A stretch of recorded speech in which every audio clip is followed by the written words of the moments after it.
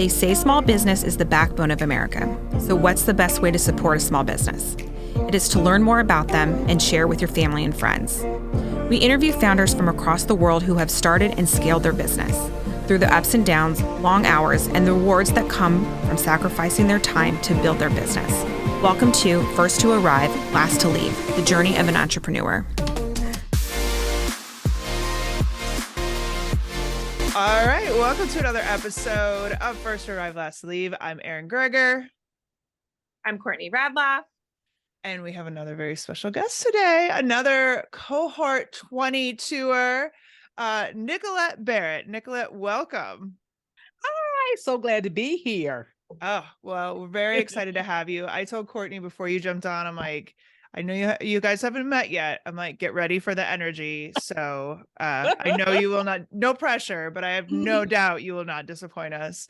So, all right, Nickquolette is, her company is iRock Development Solutions and iRock Resumes. Your focus is, I know you help in various areas of the business, but I know you specifically help in that career development, resumes, but you also help in the business and VAs. So can you tell us a bit about both these companies and how you service corporate and entrepreneurs? Oh, I'm so glad that you asked that question. Yes. So what I did, I started off, focusing on the career professional just with writing resumes. And so therefore it has evolved into not only helping career professionals, as my little tagline says, land the job of their dreams and create a career that rocks. I've been a little bit over to the business side, helping businesses not only rock out their LinkedIn profile, because my nickname is, the Get Hired Strategist. And when I have that nickname, it's not only helping my career professionals land their jobs, but I'm also helping businesses land clients by rocking out their LinkedIn profile to really make sure that it's marketing and branded toward their ideal client. And then I started something in our cohort. I kind of spun off as our growth project to start offering virtual assistants to small businesses. That's different than what you see out there. We don't do any contracts. Now you pay for your own virtual assistant anywhere from $6 to $10 an hour. We help you set it up and get you all, onboarded, and you just pay us a monthly fee where we just basically manage them for you. So we're really helping the small entrepreneur to actually get help, because that's one of the things that I learned is that I cannot do this alone. So when I bit the bullet and actually hired my first VA, I have been hooked ever since, because it does make a big difference. Yeah, there's nothing better than the pass off for sure. Mm-hmm. Okay. Yeah.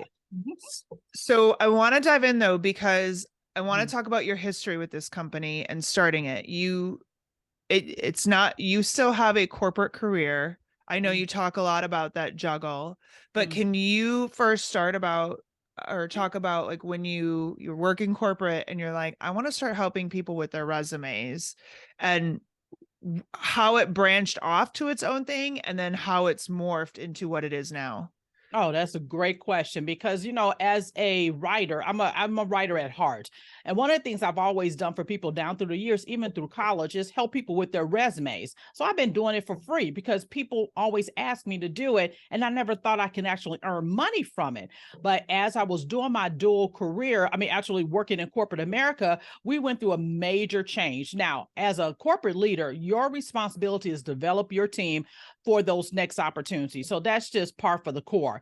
But what magnified it is that our company was going through a major expansion. And so we had to get our teams ready to get promoted into new opportunities. And so that was the charge. We got to bring new people in to fill their spots and then push them through the organization. So it was pretty much magnified. So when I started working with my actual team, I actually got 5, did their internal resumes, helped them with their interview prep. And I would just sit them down next to me and say, okay, sit next to me. I'm going to make you sound like a rock star, because they would send me these horrible write-ups. I'm like, what is this?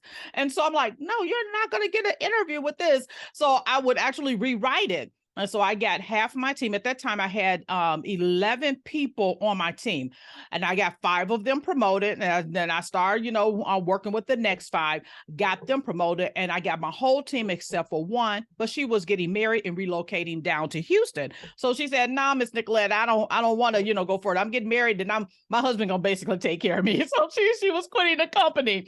I'm like, okay. So I got my whole team promoted. And then they end up giving me another team, and I helped some of my mentees and some of my peers get promoted and all that kind of stuff. And it was 2 of my employees that came back and said, "Well, Miss Nickquolette, you're really good at this.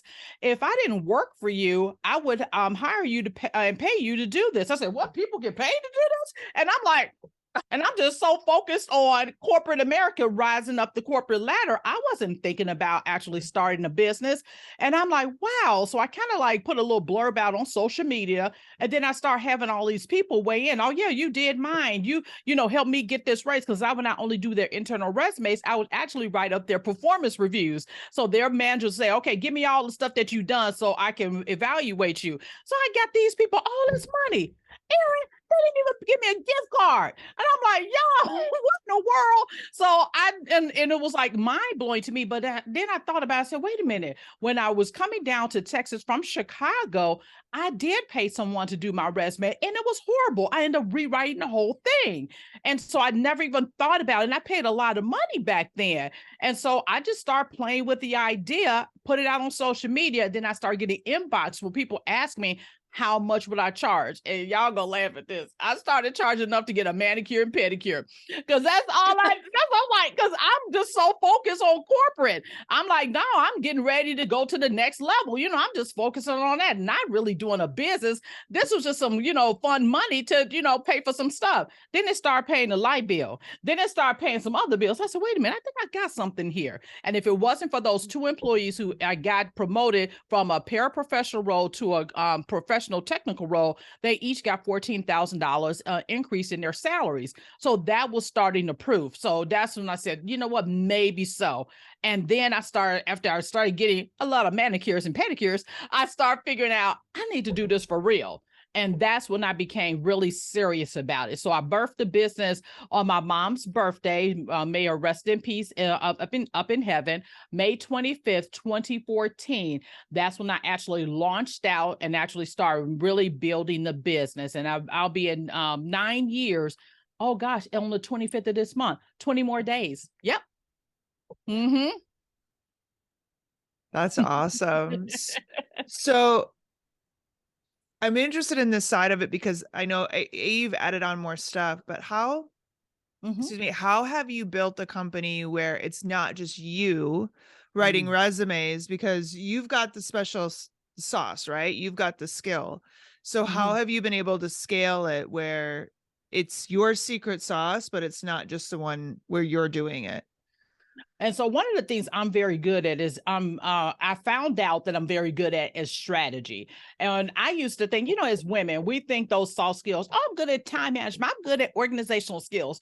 But it was actually my male leaders that identified that I am very strategic. And I'm like, oh, I just thought that's how, everybody did. So I was like, no, you know how to organize and strategize to get the results that you need. I'm like, okay. So I kind of put that in my back pocket, because when you think about strategic, women really don't think like that. We think of the soft skills more so. So when I started really looking at my business, I started taking my corporate background, because I work for a Fortune 39 multi-billion-dollar organization, and everything that they taught me as a leader and all of these business acumen and things like that, I started looking at this major company and say, how can I take that model and really implement it in my organization? So when people say, oh, just quit your job and go jump out there, you may need to stay a little bit. Learn what you can at that corporate company, especially if they're successful, so you can replicate that in your own. So that's the first thing I started doing. How do I come up with strategic priorities? How do I come up with a mission? How do I come up with a vision? How do I come up with standard operating procedures, workflows, all of those kinds of things? So when I started looking at that, I said, okay, now this is bigger than me. So now I have to get help. So when I first hired my first virtual assistant, and I had a sales girl that would do the warming up the client clients before they get to me, and I will close them. So I had her doing a lot of that stuff. And when I hired those two individuals, that really taught me I can't do it alone. And it wasn't until my really good friend I was telling you about before, she saw me, she works at the same company. She said, "You're out here speaking everywhere. You need help." So she said, "I'm going to come alongside you and help you because I wrote books and I'll be out speaking. I forget about my books, y'all." Then she's like, "Why are you not even taking your books?" But her daughter was a child author. So she had already did a lot of this stuff. So she started coming and going with me and put out a table, sell my books, book me extra gigs and all that kind of stuff. So she started working with me. So she's now my director of speaking and events. So she makes sure when people reach out to me, she's negotiating the fees. She's doing everything because I'm too nice. I'm like, "I'm doing whatever you want me to do." She's like, "You will not talk to another person." So she stopped me from talking to people. And so now she takes care of all of that. So now that I have all of these different things going on, I have people to help me do a lot of that, which is great. And I'm telling you, virtual assistants are where it is. I have a person right now that's managing my inbox who's developing my voice to respond back because I get so many inbox requests. I hired a junior writer now who's doing a heavy lifting of my resume writing. So when it comes to me, I put the I Rock magic sauce on it before they get to the client. Then I have my director of speaking and engagements, where she events, and she does that. Then I have a director of operations, and he runs the I Rock staffing services for me. So he does all of that. He does his business operations. He does all the onboarding and everything. So I had to put people in place, train them to make sure that they know what to do so they can go forth. And that training piece is very important because I've had the time where I've done stuff and really said, "Here, just do it." Didn't train them. I said, "Oh no, I got to bring that back. I got to make sure that they know what to do." So I started doing that way. And I'm still building my team out, but it's the best decision I've ever made. Because again, juggling a Fortune 39 responsibility as a corporate leader with the team, and I have my team in the evening time, it's a lot to do, and I can't do it by myself. I'm so curious about the virtual assistant thing. I had an assistant at the end, I was last year or sometime, and my team was like, "It seems as though you're spending more time entertaining her than you are actually utilizing her." Yeah. Oh my gosh. And I've done all the sales and marketing on my own. What prompts someone to say, "Okay, this is the reason I need a VA"? What can you tag them as? Is it someone in sales? Is it someone in marketing? Is it someone in ops? Like, each their own, or do they do it all? How does that work? And I have tried to do a one person that does everything, but it was too much because then they become overwhelmed. So that's when I started specializing and pulling people out for different things. I do have a whole folder here that's just staffing. So I know what kind of social media person I have, which all that social media stuff that goes out there, I don't do that. So I said, what do I want for a social media marketer? What do I need for an operations person? What do I need to actually be what I call a general VA that answers emails, customer service type stuff, that organize my email inbox? What do I need as far as speaking in events? So I had to identify the areas that I needed help in so I could do what I love. And what I love is speaking on stage and writing resumes. It's crazy, but I am just a geek when it comes down to writing. I love all of the writing. So I want to be able to do what I want to do. So I would say, think about what it is that you're really good at, where it pushes a needle in your company, where that's the highest ticket thing that you are doing. Then farm out everything else. Because once you understand what you need and how you want to operate, it'll come to you to say, "Yep, I need this person to do this. I need this person to do that." And they don't have to do it full time. You may only need your general VA only 20 hours a week. And you may only need your director of even speaking in events on an as needed basis, because she gets a percentage of whatever I make when I go out and speak. So she's not on payroll. This is okay. When you negotiate everything, you get this percentage based on that. Book sales, she gets that on top of that as well, because she did all the work. Now, are they international, stateside? How does that? Both. I have a lady in Canada that's my junior resume writer. I have my director of speaking and events. She works at the same company I do. So she's right here with me in Dallas. And then I have my virtual assistant that's in Cairo, Egypt. And then my director of operations, he's in the Philippines. And then and it's so funny because he's got an assistant. I said, okay, Ian, you're going to need an assistant. So he has an assistant that's in the Philippines as well. Yeah. And my social media person is right here in, where is Erin at? I think she's in Fort Worth. Or South Lake area, somewhere around there. So she's there. She's one of my mentee resume writers that's doing more writing and get into the social media. So she understands resume writing. So it made sense for me to hire her to do all my marketing and social media marketing. So that's what she does. So she's out there doing her thing. I said, girl, you know how to do resume stuff. So I didn't have to do a lot of training. So she's doing all that for me. Mm-hmm. So they're all over. Does it? Mm-hmm. That's amazing. Mm-hmm. And then how long to integrate them into your business? What's their training process? Like, what does that look like for you? And so, well, one of the things I do is meet with them individually to say, okay, this is my vision. And what I do is give them the general thing I need them to do, because what I consider is still building. Like, for example, my new general VA, I said, I want you to not only, I gave YouTube University, y'all, go find videos to train them on. So I find the videos on what I like that I want my general VA to do. And I use those links. And I say, okay, now your first thing is you go look at those videos and also listen to these podcasts. If I heard a great podcast about a VA, I want you to listen to that. Then I want you to develop the standard operating procedures for that thing. Here's what I generally think it is, but it's your responsibility to build them out because you're doing it every day. That's not my expertise. That's your expertise.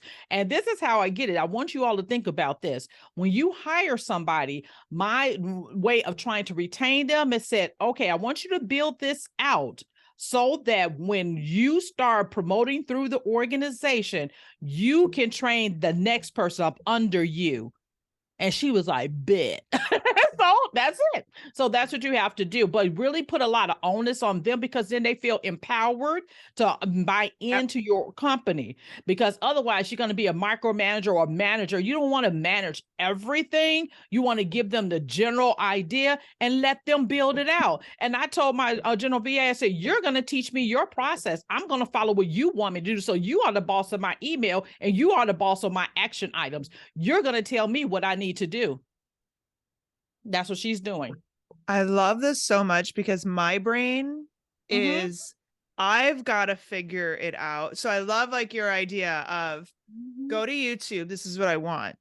Yeah. You figure it out, because my brain would say, okay, then I've got to go watch the video, figure it out. And then I've got to teach the VA how to do that. But I love it. It's like, you go figure it out and that is genius. Yeah. And that's what's been working for me. I don't have time for that. These are the videos I want you to watch, and this is going to help you do this. All right. I want to talk about your juggle, because it sounds like you're putting the right people in place to help you. So you're not doing this all yourself, as entrepreneurs tend to do typically.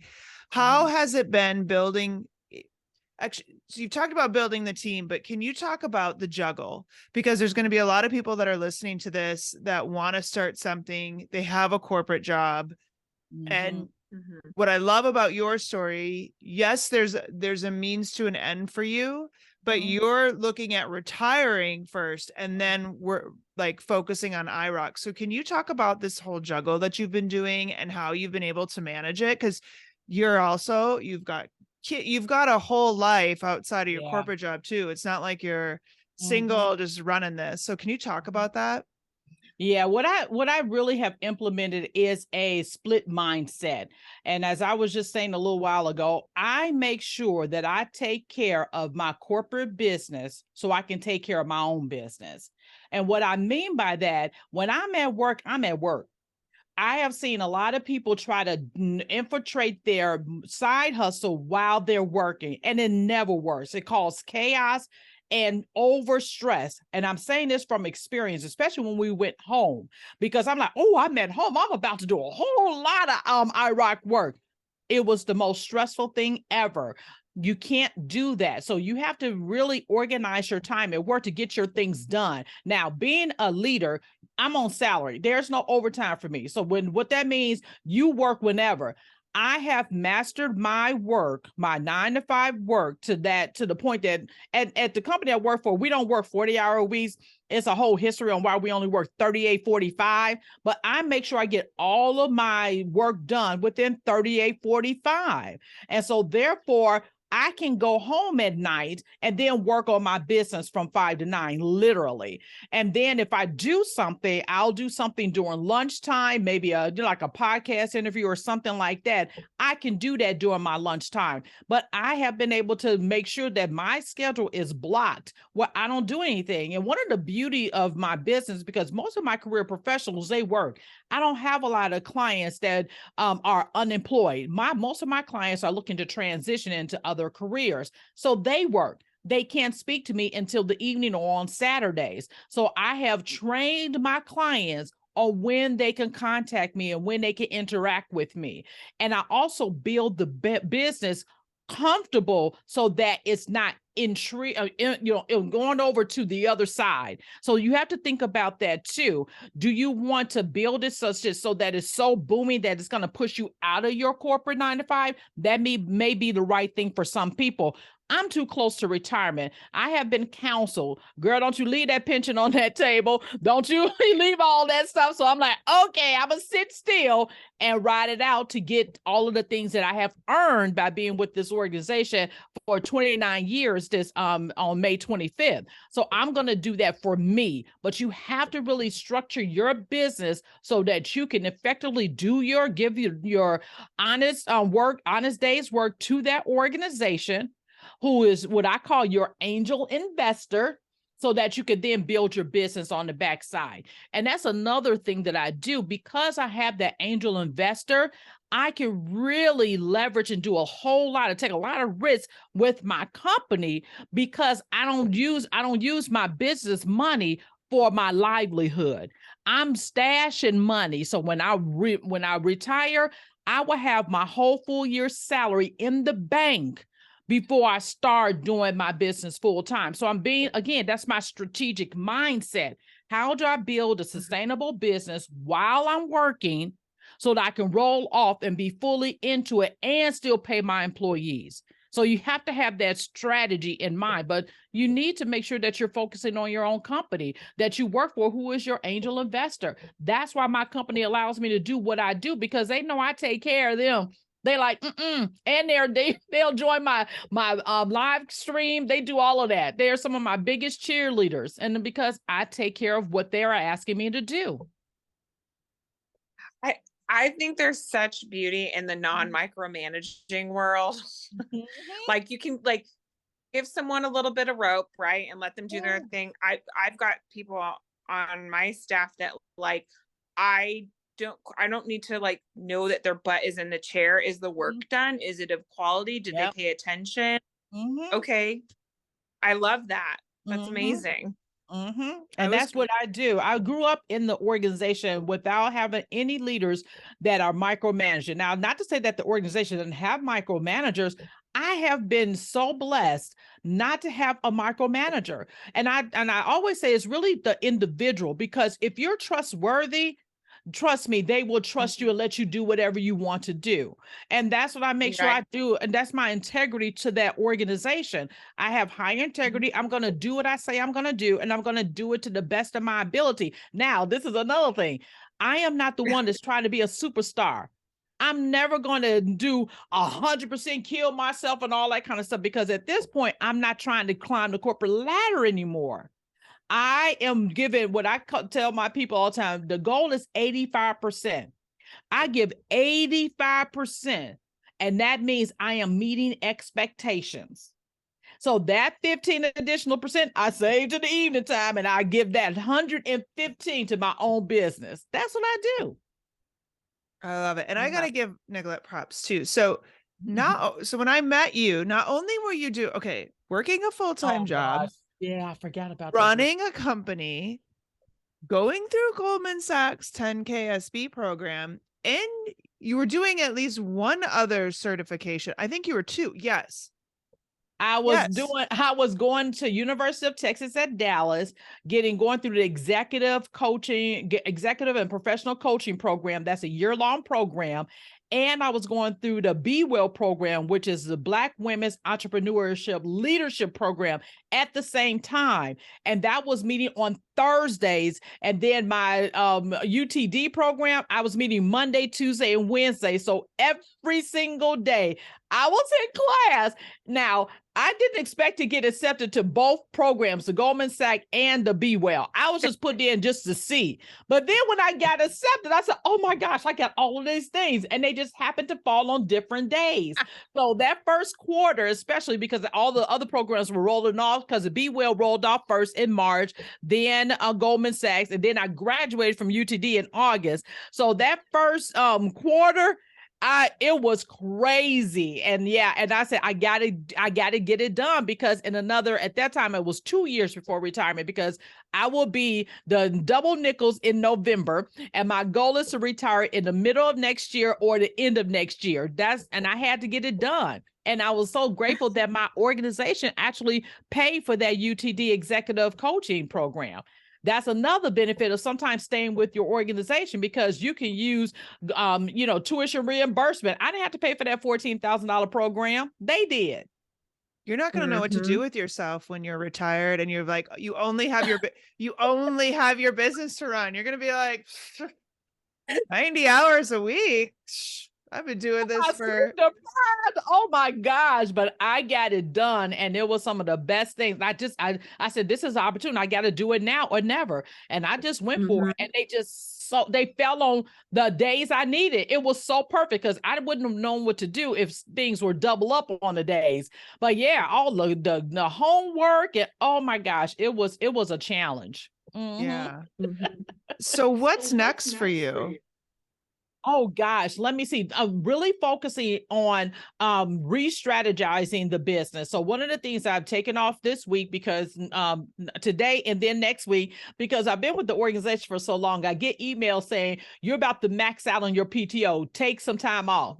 So I had too much PTO. So I said, okay, let me go ahead and take a week off. So this week, I am actually redoing a lot of my SOPs, my strategic priorities, because I just finished another program, Founders First, and I went through the Zebra leadership. I did the entry level, then they brought me back to do the next level.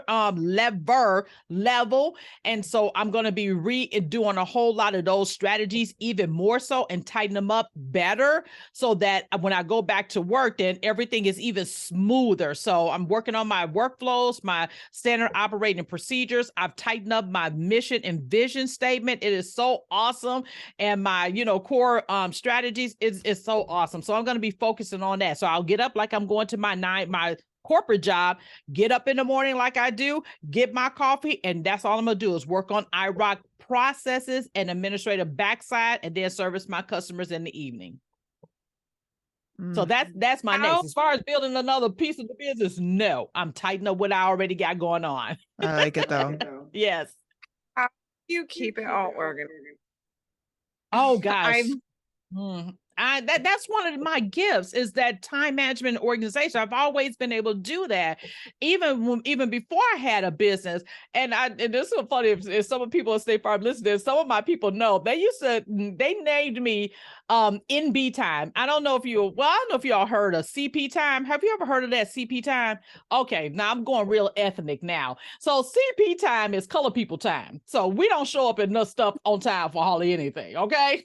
So, but then they named me at the corporation NB time. And so that was Nickquolette Barrett time, because I would come in at 9 o'clock, leave at 3. Because I was always able to get all my work done. And I'm like, y'all the ones be putting in all those hours. You got to have a process and a strategy to get it done. And I've always been able to do that. So I just brought those skills over to what I do with my business. So I'm very organized. I look at a process and I try to streamline it so it's so simple and it's repeatable. And so I use ClickUp. That's one of the things I use, my project management system. I love ClickUp. And I use a CRM, which is called Dubsado to service my clients. And then I use my Google Calendar. My Google Calendar, I have to live by. So I have everything blocked off, and I even have things color coded. I know when things are going to be, I have green for things that's of my strategic priority, which means money. I have red that is IROC Administrative Services, because that's my brand color, red. And then I have purple for learning and development. So anytime I'm learning or developing or anything, or even my people, that's what we're doing.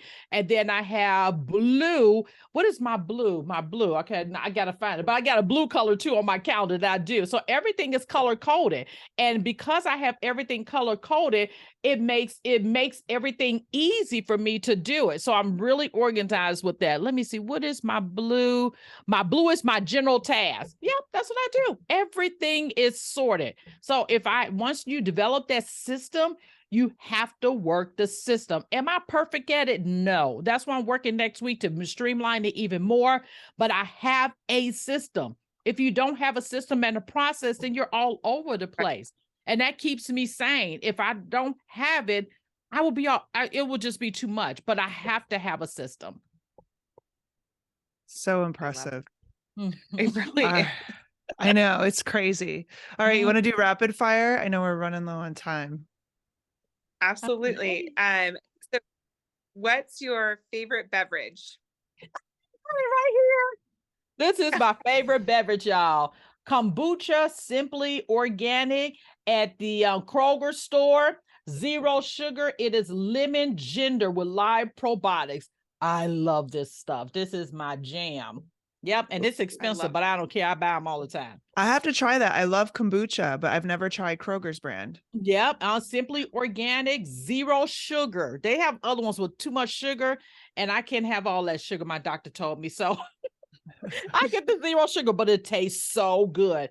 That is my jam. That is my favorite beverage. Mm-hmm. All right. Your best advice you've ever been given? I've got a lot of, I've thought about this question. Hire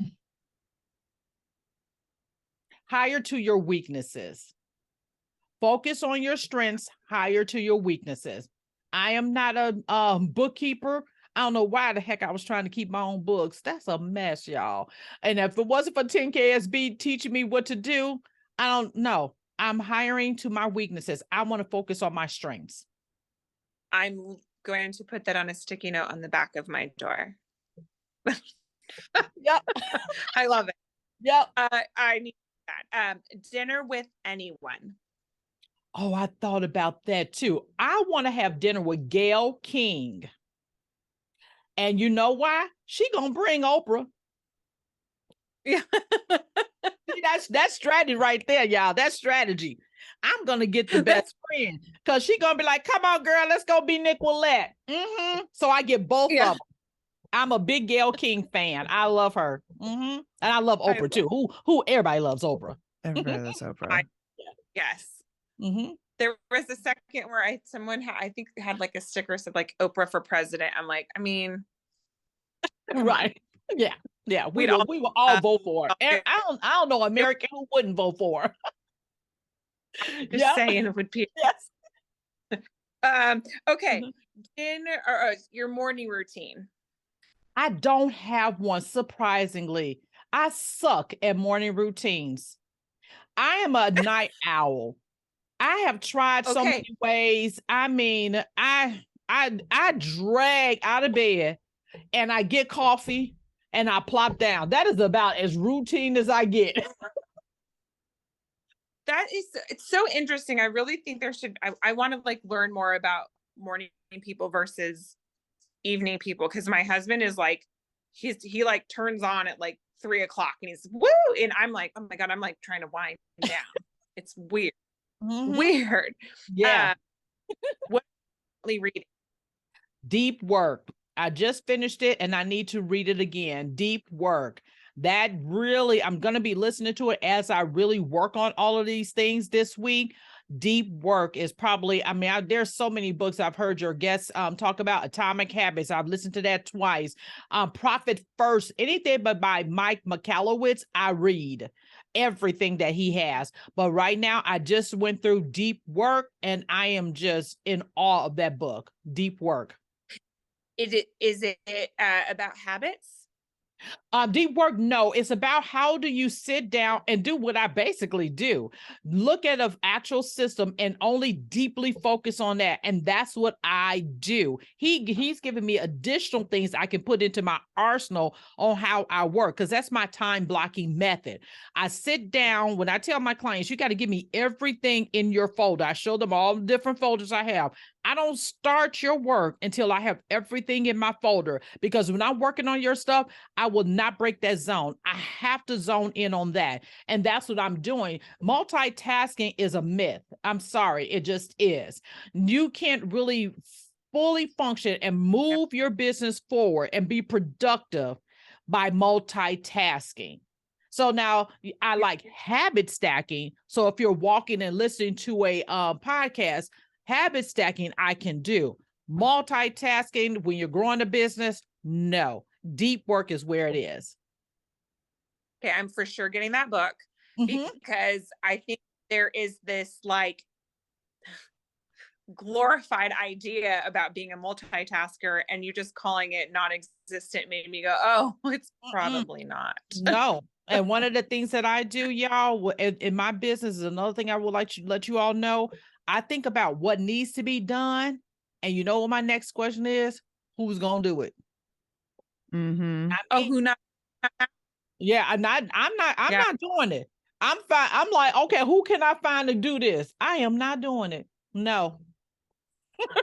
You got to read Who Not Now. Yep. Because if I know it needs to be done and it's not in my wheelhouse, meaning if I'm not coaching my clients, I'm not writing for my clients, and I'm not working with my B2B, then I'm finding somebody else to do it. I'm not doing that. I don't want to do social media. Can I do social media? Yeah, I ain't doing that. No. Thank you for giving us.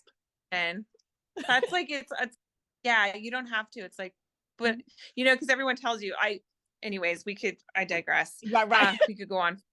Yes. Make a coffee date. Top bucket list item.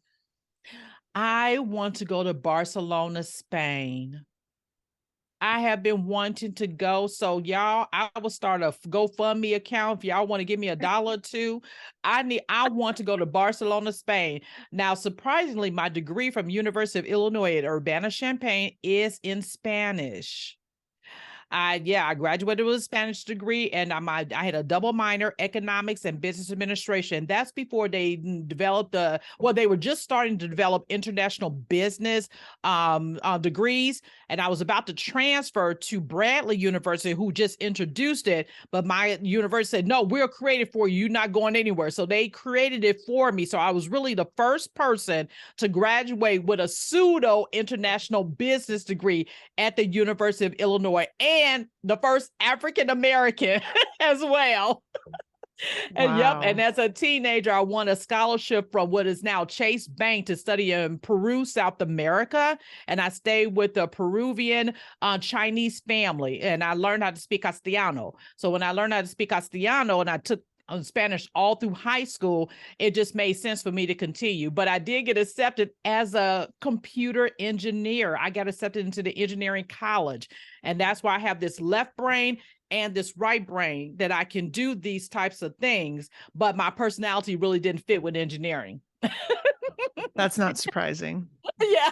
I was like, deuces. I left the College of Engineering and went general and kept taking Spanish. So I ended up graduating with a pseudo international business degree. I love that. What's your guilty pleasure? My guilty pleasure. Oh, what do? I don't do it anymore. I need to get back to it. Scrapbooking. I'm a nerd. I like pictures and scissors and stickers and all that kind of stuff. So when I roll off, maybe I should say that, Erin, when I roll off and retire, I will make room for my scrapbooking again. I was big in going to conventions and all this kind of stuff, volunteering, being a teacher's pet, teaching. I love that stuff. I just have not been able to do it. Well, surprisingly, because I got everything else going on. So Yeah. That will be a renewed guilty pleasure outside of just giving my dog Bam Bam kisses and stuff. That's about it. I just smother him with kisses. Yep. I love it. Well, Nickquolette, thank you so much for doing this. I'm so glad we were able to connect. If somebody wanted to find out more or connect with you, where's the best place they should go? Well, the first place I would say is my website, irockresumes.com. You can find out all of my services there. I even do outplacement services. So any business, unfortunately, needing to downsize, I do take contracts. I just landed a contract with Dallas Theater to help them with outsourcing or outplacement services. And they can also find me on LinkedIn. That's my jam. I'm all over social media, iRockResumes. But if you look up my name, NICKQ, I am the only one on all social media with that long name. So find me on LinkedIn and connect with me definitely there. Awesome. And that'll be on our notes page too, over at First to Arrive, Last to Leave. Thank you so much again for doing this today. Yeah, thank you, Erin. It's been my pleasure to be here with you all. It's been a lot of fun. Thank you so much for having me.